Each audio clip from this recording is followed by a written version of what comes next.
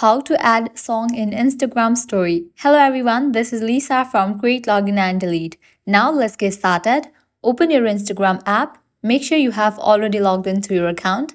Now over here you will find this option of your story. Tap on that option. With that, your gallery will open up.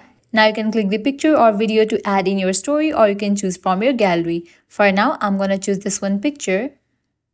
After you select the picture or video, at the top you'll find different icons. Tap on this one icon. Now over here you're gonna find different options. Head towards the option of music.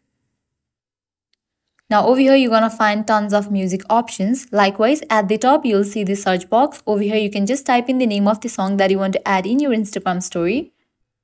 After song appears, you can tap on it. Over here you will find this rectangle box.